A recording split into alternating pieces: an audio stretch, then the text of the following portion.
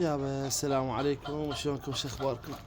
طبعا شوف، هاي الدجاجة واصلة مرحلة الموت، باعوها يعني هاي باكر الصبح تموت. دائما من تشوفون هيك الدجاجة عندكم مباشرة تروحون تفحصون المبيض مالتها. هسه انا اول ما فحصت المبيض مالتها لقيت بيضة معسرة. يعني هاي البيضة دوصلها 3 ايام 4 ايام معسرة بيها خطية.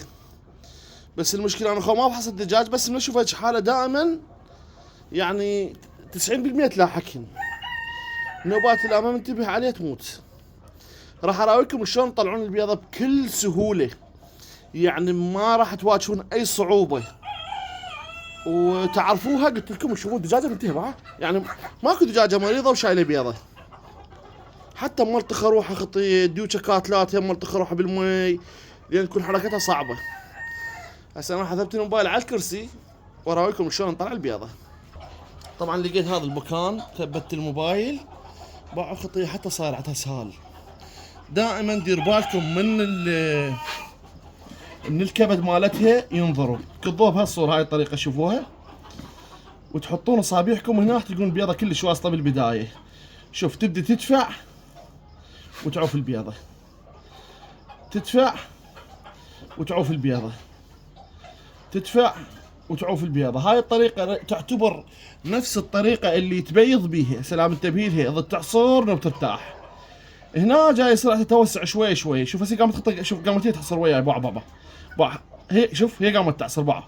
شوف هي قامت تعصر باعها، هدتها باع. شوف هي قامت تعاونني باعها. راح شو يصير سرعة تتوسع حتى ما تتأذى، ما تنضرب، ما تنجرح. شوف هيك خطية، هي قامت تعصر ايش قد كاتلتها كتل. شوف وياها شوية شوية. شوف هسه بدأت تتوسع.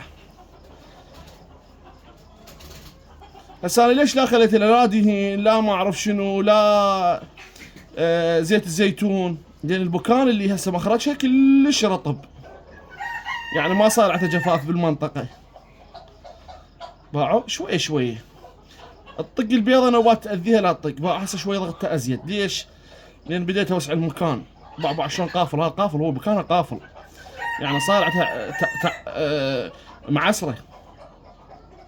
شوفوا دير بالكم هسه ليش اخلي صبعه منها حتى لا اضرب ظهرها، لان ظهرها هواي شغلات موجودة. باع هسه شوي ضغطة ازيد. ابد لا تستصعبونها. بدا المكان يتوسع. لا قد صار لاطشه، ما تقبل تطلع البيضه كلش كبيره.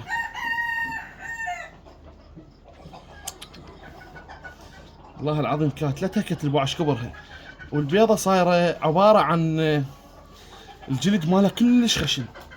شوف هسه هاي يعني نقذتها 100%. باكر تجي تلقى الدجاجه كل شيء ما بيها.